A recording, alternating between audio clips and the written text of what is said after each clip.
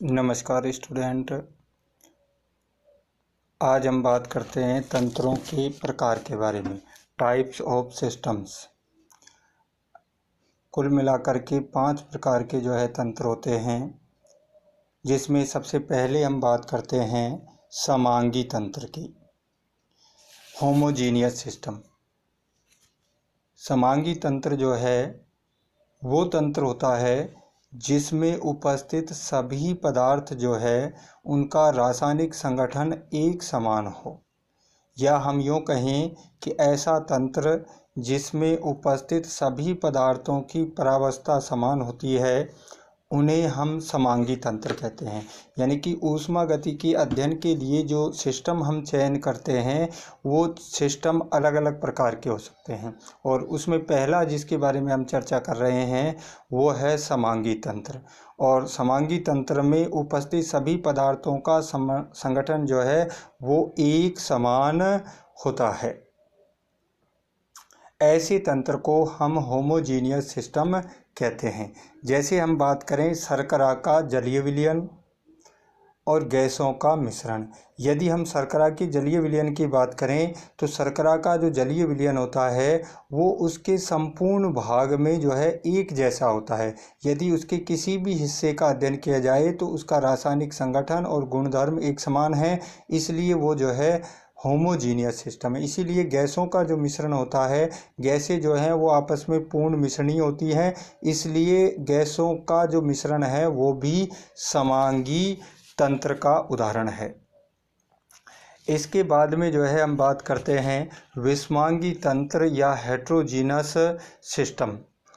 विषमांगी जो तंत्र होता है उसमें एक से अधिक प्रावस्थाएं होती हैं, या हम यूँ कहें कि तंत्र के प्रत्येक भाग का जो संगठन है वो एक समान नहीं होता है। अलग अलग प्रकार का संगठन पाया जाता है। उसके एक भाग का संगठन अलग होगा और दूसरे भाग का संगठन अलग होगा, और इस तंत्र के विभिन्न भागों का संगठन समान न होने पर इसकी संरचना और गुण भी भिन्न भिन्न पाए जाते हैं। जैसे दो अमिश्रित द्रवों का मिश्रण। ऐसे द्रव जो आपस में आसानी से मिश्रित नहीं होते हैं, उनको यदि हम मिलाते हैं तो मिलाने पर उनका जो मिश्रण बनता है वो विषमांगी तंत्र का उदाहरण है। इसी तरह से ठोसों के जो दो या दो से अधिक ठोसों का जो मिश्रण है वो भी विषमांगी तंत्र का उदाहरण है।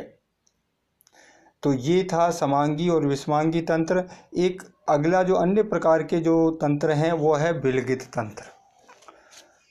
विलगित तंत्र वह तंत्र है जो परिवेश से न तो ऊर्जा का और न ही द्रव्य का आदान प्रदान करता है।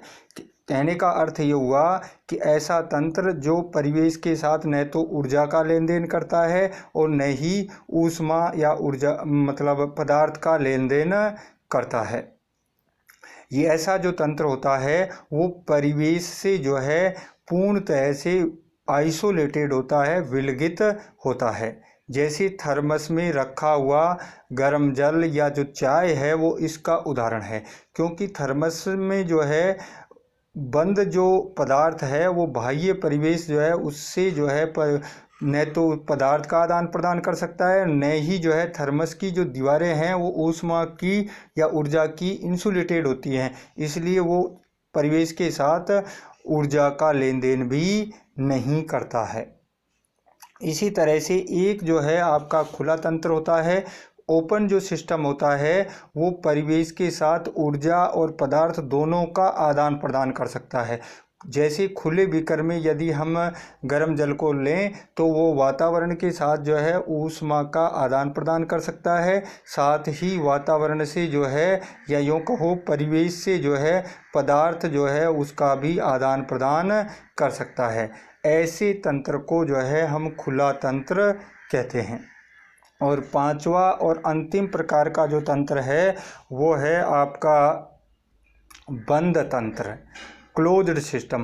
क्लोज्ड जो सिस्टम होता है उसकी जो दीवारें हैं वो ऊर्जा के लिए तो पारगम्य होती है, लेकिन पदार्थों के लेन देन के लिए वो पारगम्य नहीं होती है। इसलिए ऐसा जो तंत्र होता है वो परिवेश के साथ ऊर्जा का आदान प्रदान तो कर सकता है ऊर्जा लेन देन हो सकती है, लेकिन ऐसा जो पदार्थ होता है वो परिवेश से पदार्थ का आदान प्रदान नहीं कर सकता। यानी हम यूँ कहें कि पदार्थ न तो मतलब तंत्र में प्रवेश कर सकता है और न ही तंत्र से बाहर निकल सकता है। ऐसे तंत्र को हम जो है बंद तंत्र कहते हैं।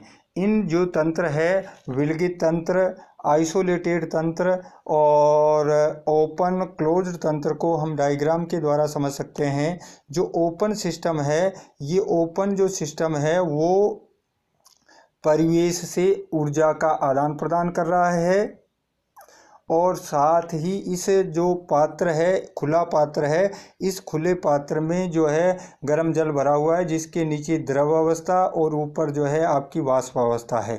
ये जो तंत्र है वो वातावरण के साथ वाष्प का आदान प्रदान कर सकता है, यानी कि जो पदार्थ है वो भी परिवेश में आ जा सकता है, परिवेश से तंत्र में आ सकता है और तंत्र से परिवेश में जा सकता है। इसी तरह से ऊर्जा का आदान प्रदान भी होता है। तो ऐसा तंत्र जो है वो आपका ओपन सिस्टम होगा।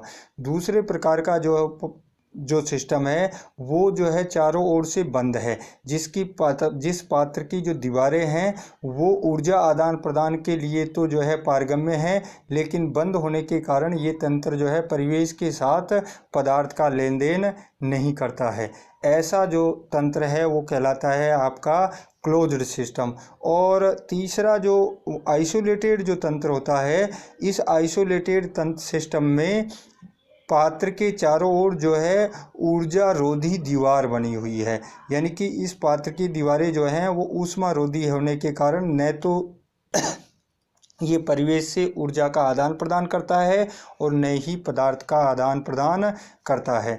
इसलिए ये जो सिस्टम है वो आपका आइसोलेटेड सिस्टम है। तो ये कुल 5 प्रकार के तंत्र, समांगी तंत्र जिनका संगठन एक समान होता है, विषमांगी तंत्र जिसमें 2 या 2 से अधिक प्रावस्थाएं होती हैं और संगठन एक समान नहीं होता,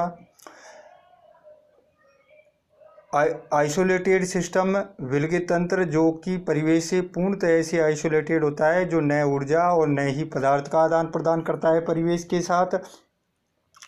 ओपन सिस्टम जो है ऊर्जा और पदार्थ दोनों का आदान प्रदान करता है, जबकि क्लोज सिस्टम ऊर्जा का आदान प्रदान तो करता है लेकिन पदार्थ का आदान प्रदान नहीं करता है। अब हम बात करते हैं तंत्र के गुणों की, कि तंत्र जो निकाय हम ऊष्मागतिकी अध्ययन के लिए चयन करते हैं उस तंत्र के क्या क्या गुणधर्म होते हैं। तो तंत्र के जो गुण हैं उनको मुख्य रूप से हम 2 भागों में बांटते हैं। पहला जो है वो है मात्रात्मक या विस्तीर्ण गुणधर्म, मात्रात्मक या विस्तीर्ण गुणधर्म, या यूँ कहें एक्सटेंसिव प्रॉपर्टीज।